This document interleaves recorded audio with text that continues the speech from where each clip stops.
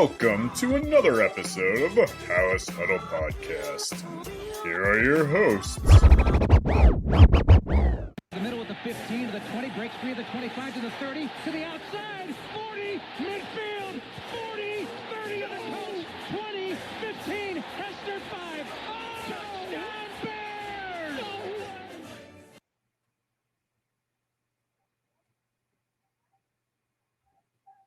Welcome in, Palace Huddlers. Huddle up. All right, well, welcome to the 100th episode of the Palace Huddle Podcast. On the 100th episode, we have a very special guest joining us. Of course, I'm Bob Weiss, host of your midweek episode here at the Palace Huddle, but our very special guest for 100 episodes, Ted Lasso. Welcome to the show, Ted. Yeah, thanks for having me, fellas.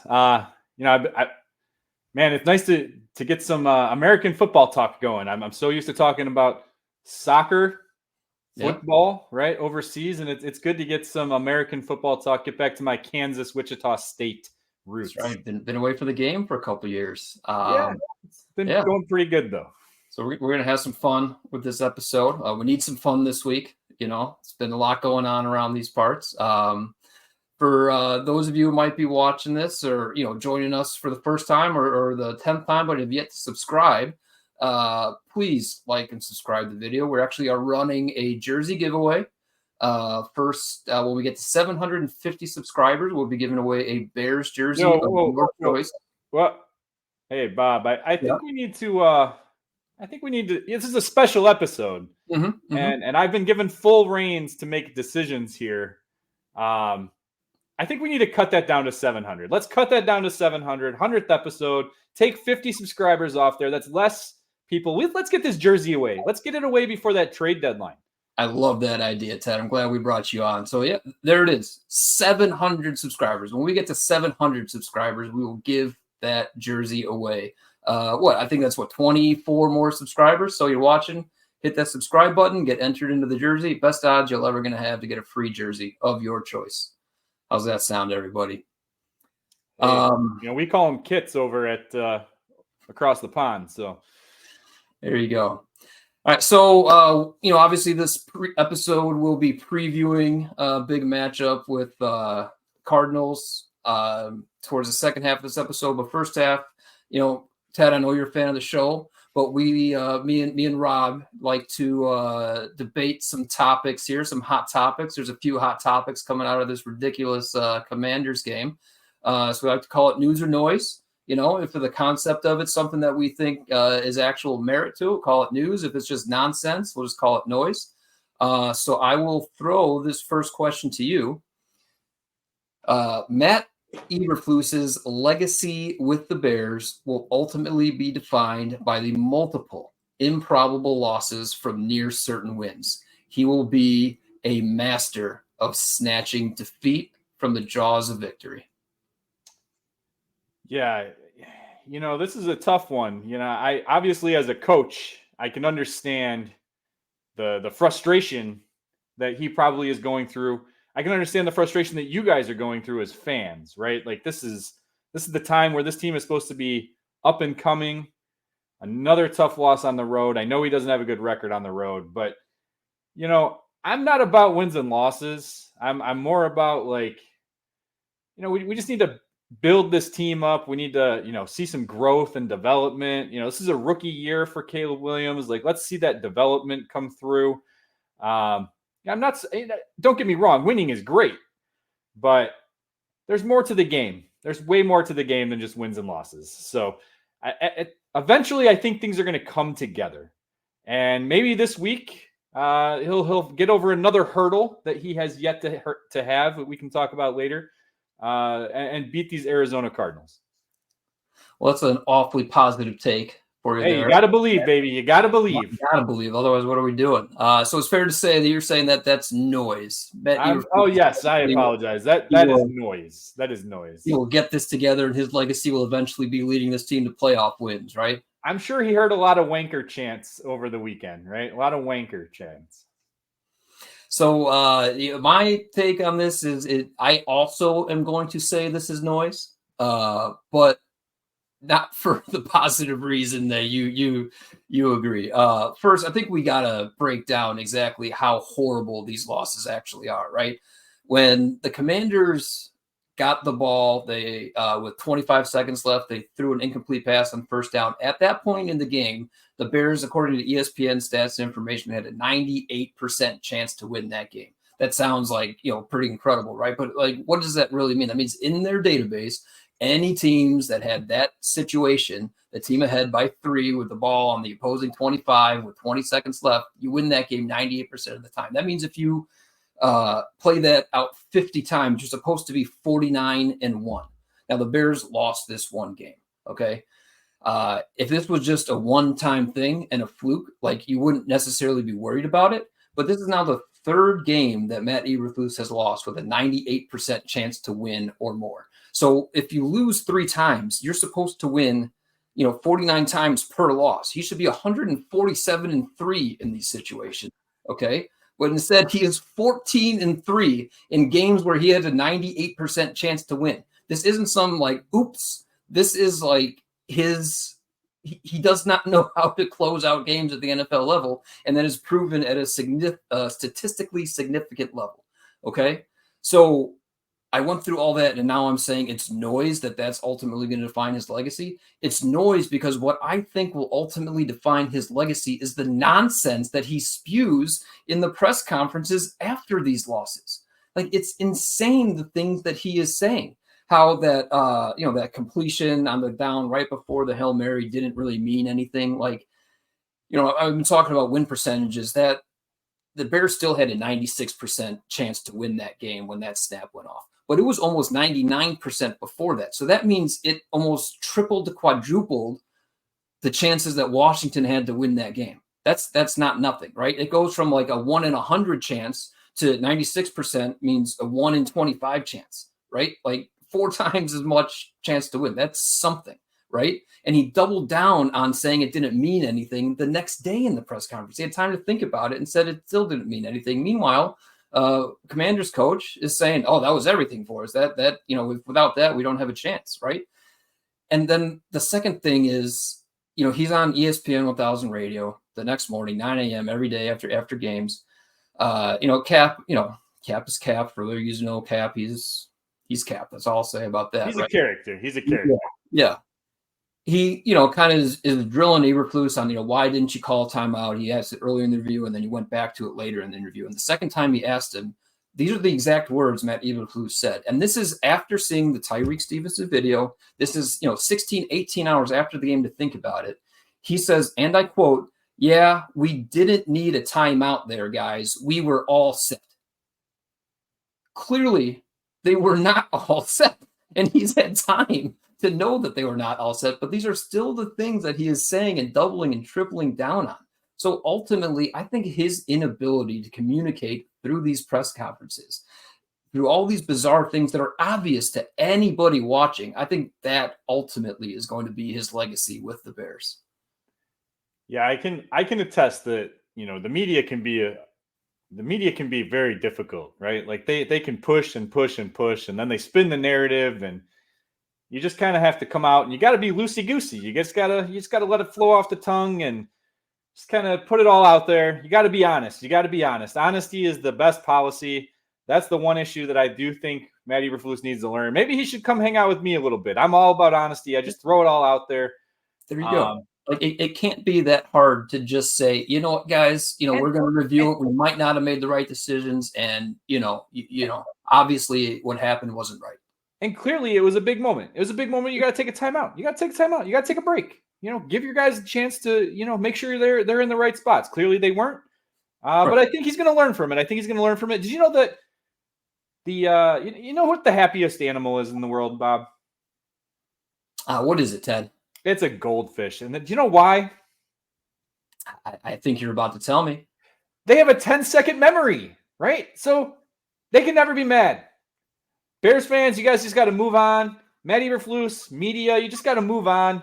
It's now week 9. There's a lot of football left to play. It's a long season. We're building this up. We're gonna win. We got to believe. You haven't really been paying attention to the Bears for very long, have you, Ted? We don't get a lot of the games overseas. I did watch the London game, obviously. That was a great game against Jacksonville. Great game against Jacksonville. Real good. Yeah. But yeah, the time difference. You don't get a lot of time to watch games when you're trying to win, cups over there. So, all right. Moving on. I'm actually very curious to hear Ted's take on this one. Tyreek Stevenson, very well publicized issues at the end of that game, not just at the end of the game, terrible personal foul penalty towards the end of the third quarter. So what do we think of this? The public humiliation is enough of a punishment for Tyreek Stevenson. Oh, that's noise. And I'm people think I'm positive all the time, but here's the thing. That's noise. And the reason is like, look, sometimes these players, they think they're bigger than the team. They got these me moments, me, and they're not thinking about the team, This is a team sport. This is even more of a team sport than football, aka soccer, right? You got 22 starters plus special teams. It's very important that you have teamwork. Teamwork is very important. Yeah, I went through a similar situation with Jamie Tart. Okay, he was a me guy. I couldn't get through to him. Scored us 2 goals to tie a game. We were tied 2-2. What did I do? I benched him. What happened? We won the game without him. The thing is, it woke him up. He became a better player. He made the pass. Tyreek Stevenson, look, he apologized. I give him a lot of credit for the fact that he apologized. That was big on him. It's what he should have done. Now I just think, they need to make a little bit more of a statement with it. I keep hearing, we got to keep it in the house. We got to keep it in house. A lot of the stuff has already come out of the house. So now we're going to bring it back in the house. We're going to have those conversations in the locker room. But we're going to sit Tyreek Stevenson for the first half of this next upcoming game. And I know it's going to be tough because things don't look good for that defensive backfield right now from an injury standpoint. But I think we're just going to give Terrell Smith a chance. Sometimes those guys that are backups, they surprise you. They just need a chance. And I think that's what we're going to see here against Arizona. Yeah, I understand exactly where you're coming from. And you got some clear experience to draw on there. So I'm actually going to say that this is a little bit of news. Right after the game, even the day after, even today. I mean, you guys can tell I'm still a little lamped up about this. It was frustrating. Gotta be a goldfish, baby. Gotta be a goldfish. But if he's got any common sense at all, like he's got to understand that this is kind of a career defining thing. This is on his resume. This is something everybody's seen. This was the national talk Monday morning. Everybody's talking about what he was doing, right?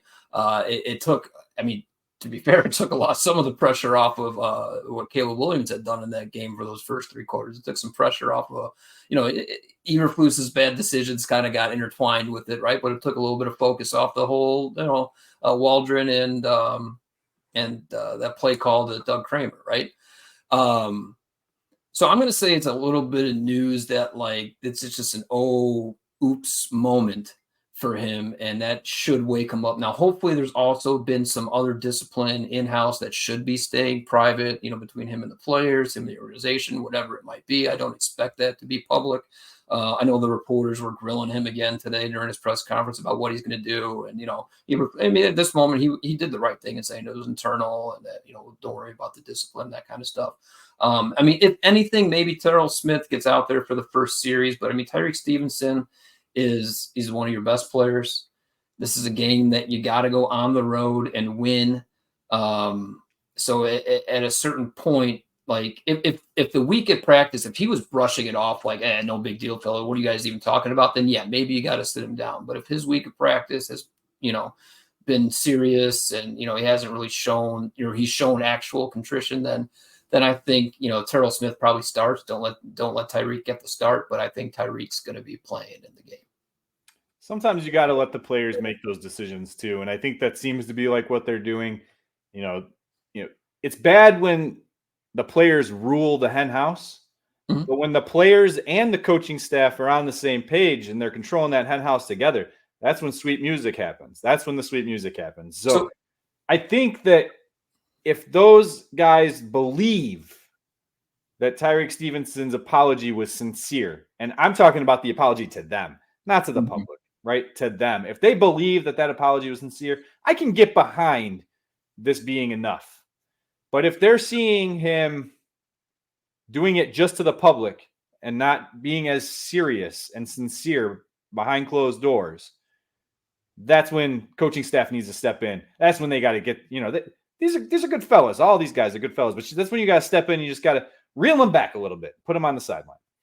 So I'm going to go a little off script here, though, Ted, and throw a little curveball at you. What do we think about these other leaders in the clubhouse coming up and you kind of publicly saying that maybe they would have made different decisions than the head coach at the end of this game? How do we rationalize that? Hey, I'm all about being honest and being critiqued. So if someone wants to critique me, come talk to me about it. We'll have a conversation.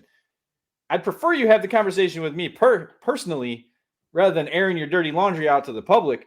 But hey, that everybody's got a job to do. They got cameras shoved in their faces, microphones shoved in their faces, heat of the moment. They're angry just as much as you guys as fans are angry, right? So I get things happen.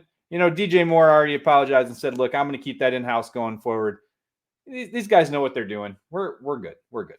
Yeah, and I kind of agree to that point too. I mean, a lot of the stuff that they're saying, like it's kind of just common sense stuff. Like it doesn't take an expert to know that some of the things that happened in this game probably shouldn't have happened. So hopefully those guys behind closed doors, and it's not only through the media.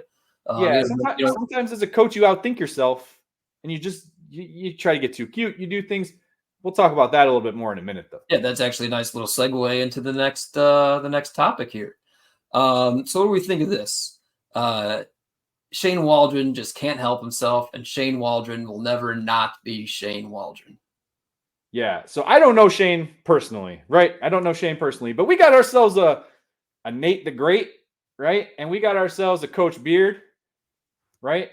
Roy Kent. I got a good coaching staff, right? I got some good key players, but Nate the Great, I think that kind of, speaks a little bit here. He's always going to be Nate the Great. He's got these great ideas. They don't always execute those ideas. They can't always be executed. Why? Because you're not thinking about who you have on the field. Sometimes you think guys can do what you want them to do. They're not able to do it. You got to think personnel. You got to think of what's going to help your team. Putting your offensive lineman in to try to score a touchdown when you're down, instead of being fun and having that happen when you're up by a couple scores, he's just too much. He's too loosey-goosey right now. So I do think you got to find Waldron's going to be Waldron, but he's got to channel his Nate the Great, and he can't, go out and get revenge and try to get back on people. You got to get in the game. You got to make it work. Figure out who does what well, put them in positions to succeed. And then Waldron being Waldron is going to be a great thing. Yeah, so I'm also going to say, that's news. Oh, Shane Waldron will always be. That's noise. Or news. That's news. News, yeah. So I'm going to agree that that's news, but I'm also going to put a positive spin on it. Like, it's worrisome that now this is the second time that they put goal line plays in a game that were just awful decisions. These are plays that they've worked on and prepped and thought that they were some brilliant thing, and then they put them in the game, and it's just absolute nonsense, right?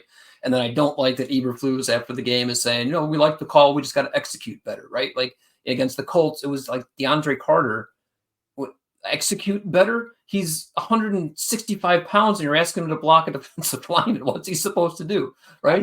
I'm not a biologist, but I don't think a 160-pound man is going to do very well against a 290-pound man. Yeah. And then here we go. Like, we got to execute better. So your backup center, who's never carried the ball ever in a game, who, by the way, was just playing guard, a position he doesn't play on the series before. Like, you're asking him to come in a tight game where you need the touchdown to make the play. Like, at a certain point, your job as a coach is to put players in a position to succeed, right? So definitely some of this is on Shane Waldron because he designed the play and he called the play. Now I know you can Our other host Rob and Justin talked about it on Sunday a little bit, where like the play in itself isn't a problem. Like you should put that on film, but you need to call that when you're already up 2 scores, right? And that's fine. Like, but when you're on the road in a tight game and you need a touchdown, that's not what you should do. So I agree that like Shane Waldron shouldn't have called that, but I think Shane Waldron is still a fine offensive coordinator. Like he's still creative, but he just needs to be reined in, and that's the head coach's responsibility. And the head coach is just not putting his offensive coordinator in position to succeed by not giving him enough guardrails in the process, right? When they put together their play call sheet and in their install meetings on Friday or Saturday morning, wherever that is, like Eberflus is sitting right there. And it's fine. We're going to put that, those 4 or 5 plays that they have on our, goal and one situations. That's fine.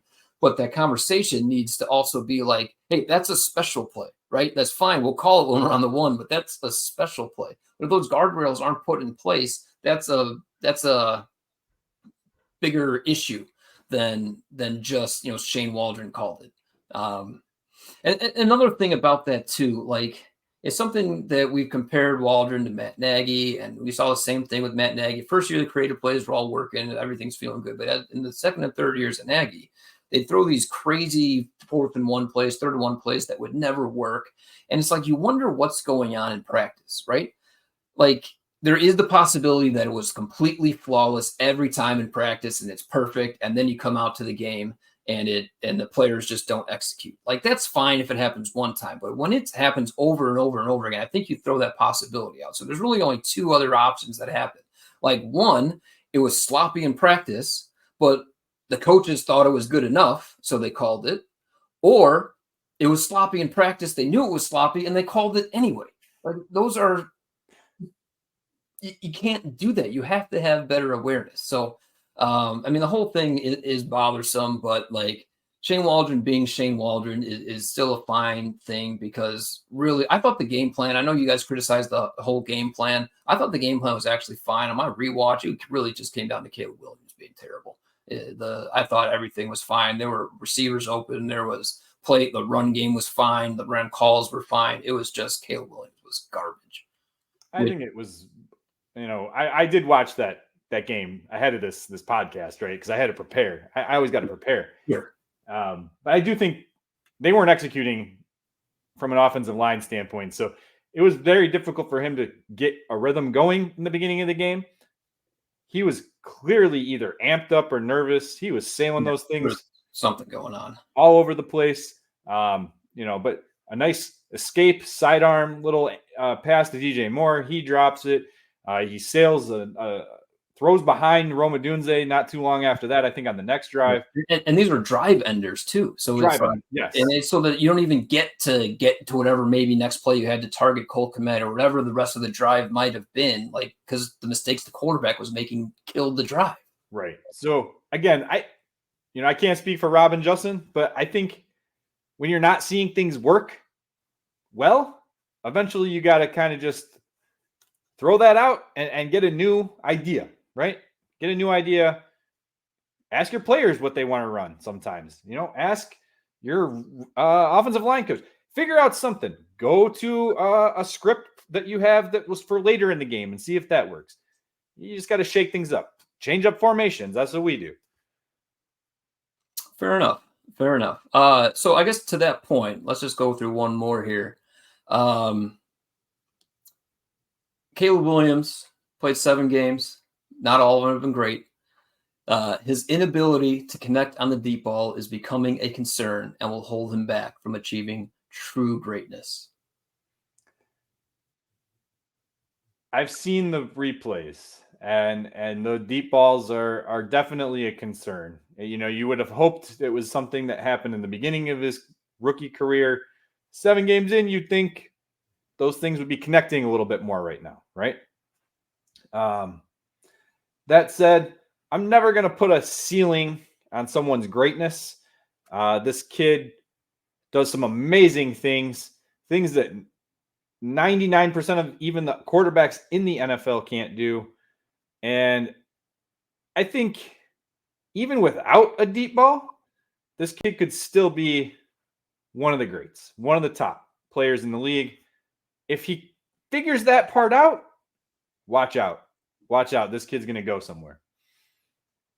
Yeah, so I'm also going noise. I mean, we can't escape the reality that Caleb Williams has played 7 games now, and basically, 3.5 of them have been terrible, and 3.5 of them have been amazing. Like, I understand that, like, we thought those first 2 games of the season might have been in his past, but here it comes again, and it shows up in the first real game they've played since week 2.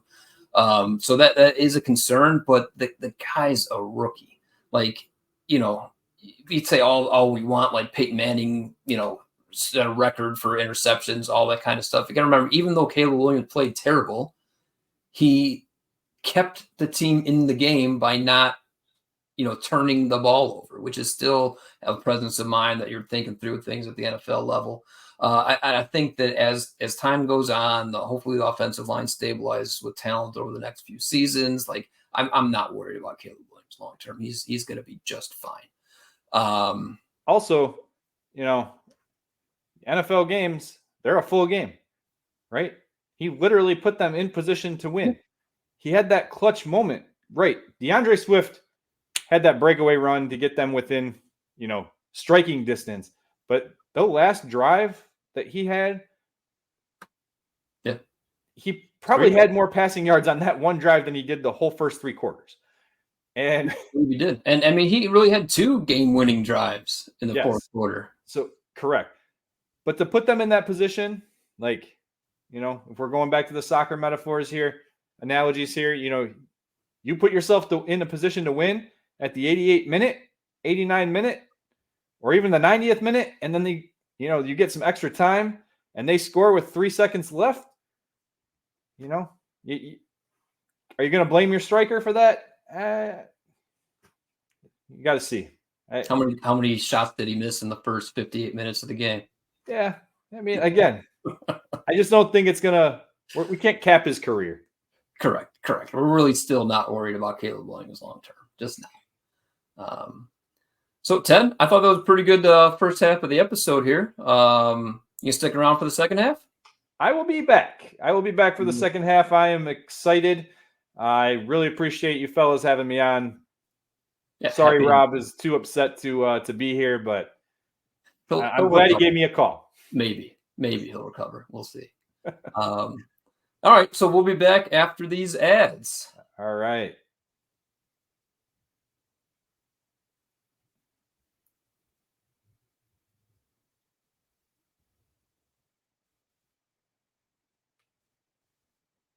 Oh no, we killed that first half. We're crushing it. Hey, time out. Hey, time out. Oh, geez, sorry, coach. I kind of got caught up in the moment there. Whew. Really appreciate that timeout. That was a good timeout. We could have lost this episode. Hey, sometimes we got to help each other out. Thank you.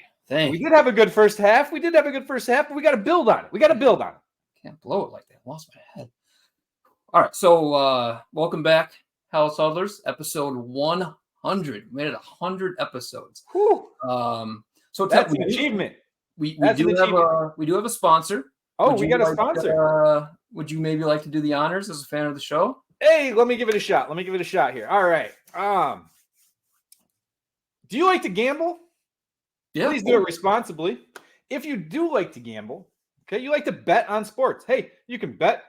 You can bet on MLS. You can bet on Premier League. You can bet on all of these sports, especially the NFL, right? Bet on the Chicago Bears.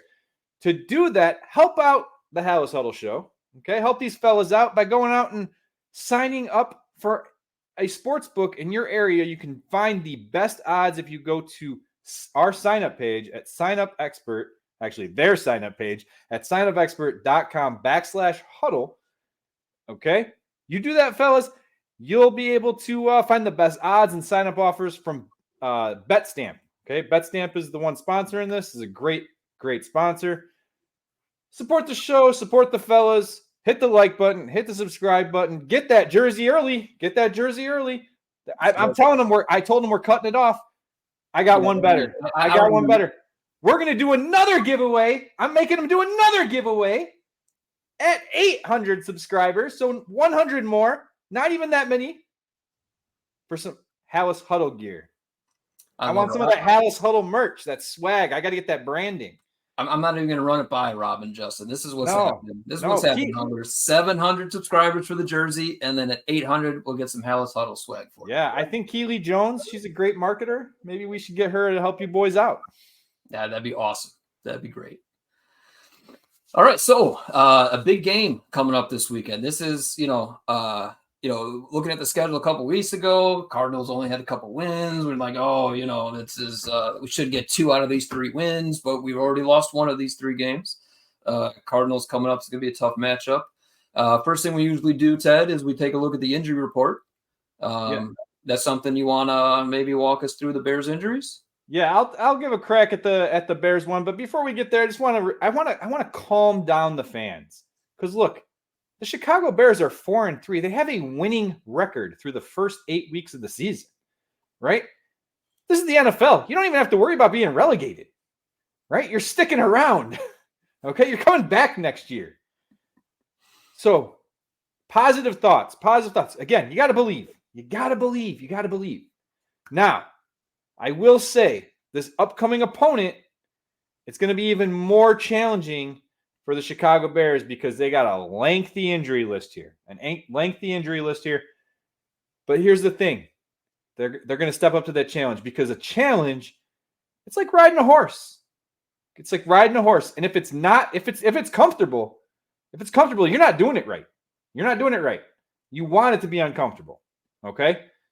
To make things uncomfortable, we already know, okay, Kyron Abangaji is likely to not play on Sunday. He did not practice.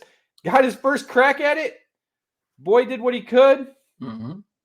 Already did not practice with a calf injury.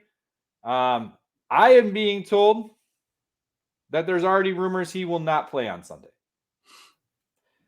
Okay. Good news is, though, Larry Bourne should be activated if that's the case. Okay. He's coming back. He was a full participant. The other issue, though, we got Jaquan Brisker. He's got some marbles loose up in that head of his. That boy's got to get that fixed out. We don't want him, walking around like a zombie out there. So it's probably not going to look like he's playing this weekend either, because he did not practice. Oh, and I should say, this was just a walkthrough today. Mm-hmm. It wasn't even a practice. Okay. The fact that he's not through concussion protocol, that's not good. Kyler Gordon, another one, hamstrings. Those hamstring injuries, they just never seem to go away. He also didn't practice. We know Braxton Jones is going to be out for at least a week or 2 with his knee injury. And then the worst part is Montez Sweat. Montez Sweat wasn't able to finish the game. He wasn't even out there on that fail Mary pass. And now he didn't practice again. Again, just a walkthrough. Wasn't out there for the practice. Not looking good. Hopefully they also get Ryan Bates back, though, because it doesn't look like Tevin Jenkins is. We never know if he's going to be around. Yeah, I mean, that offensive line is just banged up. I mean, I don't know if it's good or bad that, even fully healthy, they're not very good. So, well, my favorite comedian is also on the injured reserve, right? I guess he tore his boob or something. Yeah, torn pec. He's on the IR. Eberflus didn't even mention that. But yeah, this offensive line, it's going to look different, in terms of the names, but hopefully it'll look the same in the just barely good enough effectiveness. So, kind of see how that goes. And then obviously not having Brisker and Gordon still is going to be a bit of a test. On the Arizona side, this is actually one of the healthier teams we've played. I feel like every time we go through these lists, there's always somebody big on IR. That's not necessarily the case here. Probably the biggest injury is their kicker, but it's the NFL. You can always just find somebody to make kicks. They do just have some guys on their offensive line listed as questionable, some guys on their defensive line listed as questionable. Again, we're not Arizona Cardinals insiders, so I can't tell you that these guys definitely will or won't be playing. But they're a little bit banged up on the line, so let's see how that goes. Just one other interesting observation of note is this Arizona Cardinals team has 3 ex-Bears defensive tackles on it. One is Justin Jones. Like, we all love Justin Jones. He's a good player. He's actually on the IR. So I don't mean to discredit Justin Jones' contributions by saying it's not a big injury, but it's the NFL. Someone like Justin Jones is usually, wherever position is, but someone will be banged up. But Bilal Nichols also on injured reserve. So again, Bilal Nichols, nice, good player. He's probably a starter for them, but he's on injured reserve. But, you can fill in for a guy like Bilal Nichols. He's not some superstar. But one of the guys who will be filling in for Bilal Nichols and Justin Jones is Khyiris Tonga. Remember Khyiris Tonga? Yeah. Still in the NFL, still playing snaps for this team. So it's interesting that there's 3 ex-Bears defensive linemen on this team. Yeah, they're Chicago's got a good history of defensive players. Yeah, I guess so. All right, so those are kind of the injuries. Arizona is kind of very much, I'd put them in the same tier as kind of the Bears and Washington. They're teams that haven't beaten good teams, but they've beaten the bad teams on their schedule. Now, Arizona does have a last-second win against the 49ers. So the 49ers are also, they're 4-4 this year. So depending on how you want to classify the 49ers this year as a winning team or not. But, the Cardinals are 4-4. Their losses are to Buffalo, Detroit, Washington, and Green Bay, right? And their wins are the Rams, 49ers, Chargers, and Miami. So this is not an easy game, but it's not a juggernaut either. It's a game on the road that the Bears are going to have to go and show up, cleanly execute, start fast, not have any huge coaches debacles, and let the fact that, once again, the best unit coming to this game are the Bears defense, and let that actually win the game. Yeah, I know that Matt Eberflus and the Chicago Bears have not been able to win on the road very often. I believe they only have 3 wins under his tenure, and none of those wins have come against a team that's 500 or better. So no one's believing in these guys. No one's believing them. Fellas, you got to understand though, all it takes is one time, right? A broken clock, it's right 2 times a day. Okay. So, I still remember when, AFC Richmond, we went into Everton, had never beaten that team in 60 years on the road. 60 years on the road. And we did it. It only took one time. And I think that's all it takes. I think that's what's going to happen this weekend. I do think that Eberflus is going to find a way to rally these guys. I think they're going to rally around the failure that happened against the Commanders, to be honest. You can build and learn upon failure.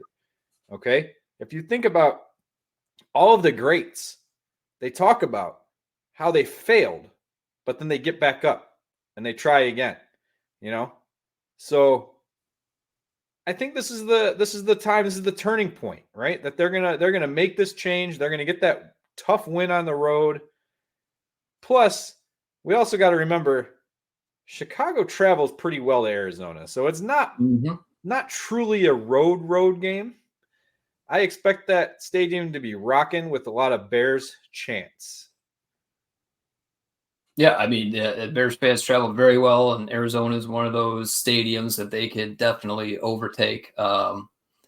You see it, a bunch. It didn't happen against Washington, because Washington's kind of a rabid fan base, but there was a lot of Bears fans there too. Actually, probably one of my favorite moments from the Tyreek Stevenson video is the Bears fans waving at him, telling him to get back in the play. He thought they were waving at him. Yeah, good job. Good job. That's a good point, Ted. It definitely will be a warm, welcome for the Bears down there. A lot of fans traveling there. So who are some players maybe on the offense at this Bears defense, this, very good Bears defensive unit who now has 13 games in a row holding opponents under 21 points? Yeah. Who on Arizona is going to challenge that streak for the Bears? Yeah, so there's two guys that really catch my eye, right? They jump off on that film right there. This fella, Marvin Harrison Jr., he's a rookie, but that kid, that was one kid. If I could build a football team, I would want that kid on my football team. He is something else. Following in his papa's footsteps, right? Following in his papa's footsteps. That kid is going to be amazing here in the NFL. But you got to worry about that little guy. You got to worry about that Kyler Gordon. That guy just, you just watch them play against Jaden Daniels and a different type of runner, more of a Justin Fields type runner, more upright, not as shifty, just speed, pure speed, change of pace, knows when to slow down and then give a burst. Now you got to go up against a guy who just shake and bakes you, and you got to try to stop him. I don't know. If he gets to that second level with those linebackers, I'm worried he's just going to shake and bake him right out of their shoes. It's definitely a concern. I mean, he's a very, when he's playing well, he's a very fun player to watch. And a deep ball. You talk about Caleb Williams not having a deep ball. Kyler Gordon's got a deep ball. He's got that rainbow drop. Yep. That's what I call it, like a little teardrop. Woo, woo. He's got to get it high to get it over the offensive line, Ted. That's a good point. Short guy. Point. Yeah.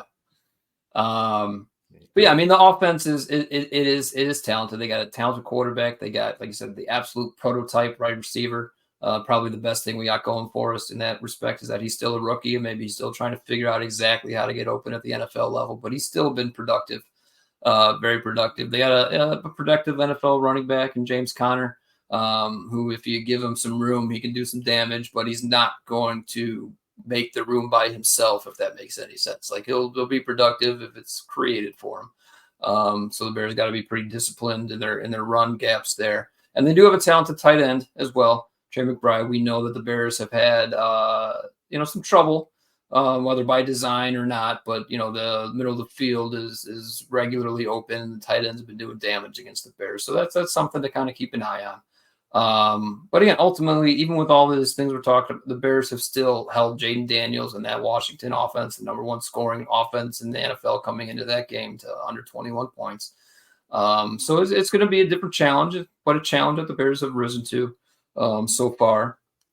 The other side of the ball is this Bears offense, which is coming off a stinker for 3 quarters, going against the Cardinals defense, which, isn't necessarily a juggernaut defense. Let me throw some stats out there for you, Ted. So these are from Kevin Fishbane's article in The Athletic today. He's one of those diamond dogs. Yeah, I bet he would. Kevin Fishbane definitely seems like a diamond dog type guy. So here's some things about the Arizona's defense. The Cardinals ranked 27th in the league in sacks per pass attempt. Their third down defense ranks 32nd. Opponents are averaging 7.63 yards per pass. That ranks 29th. Opposing quarterbacks have 101.4 passer rating, while completing 71.7% of passes. And Arizona's pressure rate per Pro Football Focus ranks 30th. So with those kind of numbers, how are we feeling about Caleb Williams and this Bears offense coming in against those guys? Well, Shane Waldron, we talked about him earlier. He's going to have to channel his Nate the Great, and he's going to have to come up with a good game plan, because we have now seen another team blitz heavily, send more than 4 or 5 guys, and it's been a problem for that offensive line. They just can't seem to pick up those extra defenders. I'm a little worried that Arizona might follow suit. But if they try to play their defense like we saw, the Bears play against with Jacksonville, and Caleb Williams has some time, he's going to dissect that. He's going to dissect that defense. Yeah, I'm feeling pretty good. I'm feeling pretty good about this. I think it's a good, even matchup. I think the Bears match up well. I think, like I said, I think Caleb Williams is going to bounce back. I think he's going to bounce back big. And, they got a good running back in DeAndre Swift, who's played great since week 2. I'm like I said, I'm feeling good. I don't want to get my prediction quite yet, but I think they got a good chance in this one. Yeah, I mean, I'm not worried about Caleb Williams' mindset going into this game. So I think he's a pretty confident kid. I think, like one thing that he keeps saying in these press conferences after bad games, he says, I miss some throws I don't usually miss. And like that's good to come from a place of confidence like that. But we're coming, like I said, 50% of your history in the NFL is you're missing those passes. So at a certain point, you gotta start completing those passes. But I'm not really worried about him mentally coming in. It could be a situation where, based on these sack rate and pressure rates, Arizona defense is providing us just the right time for us to come in with a bad offensive line that's also banged up. But I mean, you mentioned as well, I'm worried about maybe Arizona just sees what the book is on getting to Caleb Williams, and they just come in and blitz in some crazy rate that they've never done before. I think I remember like Trubisky's rookie, or maybe it was 2018, where like we went and played the 49ers, who had played zone defense like 85% of the time. And then that's what we prepared for. And then during that game, they played man like 55% of the time. And it just completely threw Mitch off because he had no idea how to handle it because he didn't game plan for it. So I'm just, hopefully that's not the case where all of a sudden Arizona's throwing these crazy blitzes we're not prepared for. But I'm not worried about him like being unconfident coming into this game. So we'll just have to see what happens. So with that, maybe it's some prediction time here. Arizona is favored by a point, and the over-under is 44.5. 1 point. So Ted, what are you thinking? What's your gut telling you for this game here? Hey, anytime you can get a point in the spread, give me that point. Give me that point. Okay. For those of you, again, trying to bet, give me that point. Because all it takes is a win.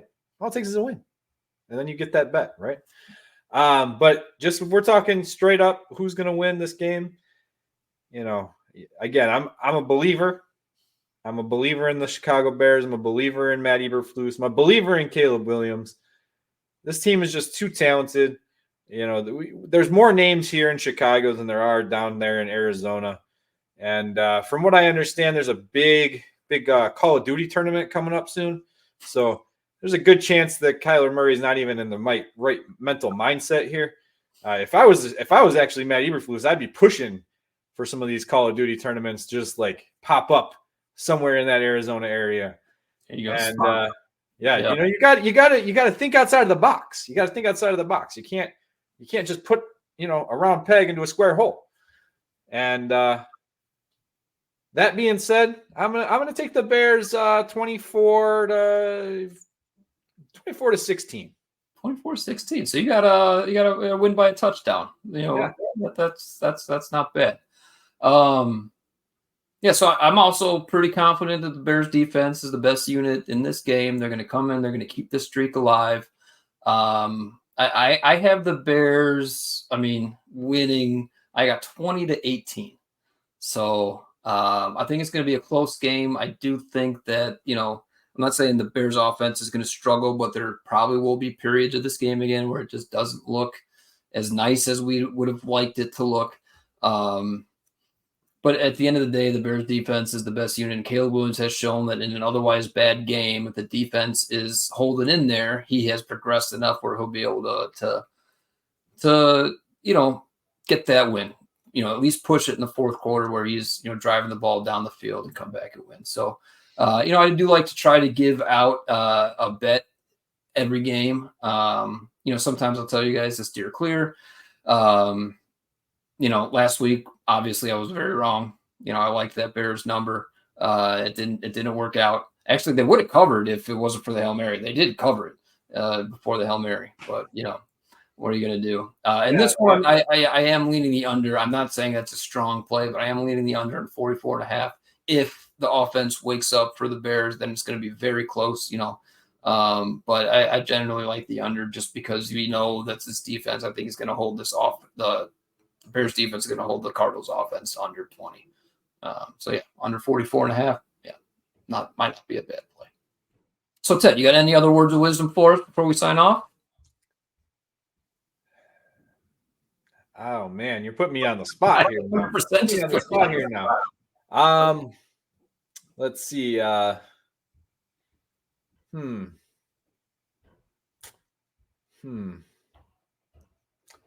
I got nothing. Right.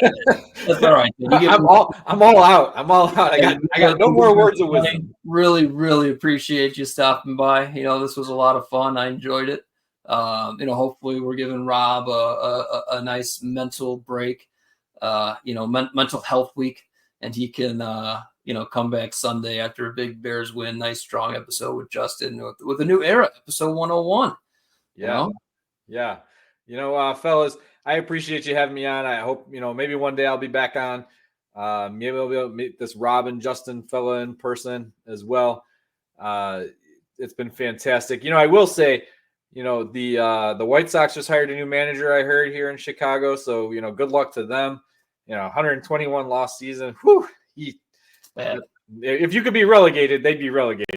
That's all. They should be. And, I also heard that the Chicago Fire just got Greg Burkhalter as, their GM / coach over there for the MLS. So, that's right up my alley. I pay a little bit more attention to that nowadays than I do football. But, football is now football for me. And football is life, as Danny Rojas would say. There you go. Love it. Love it. All right. So in that case, thanks for joining us. Oh, wait. What's they're saying? Bear down? That's right. You ready? And, claws up. Claws up.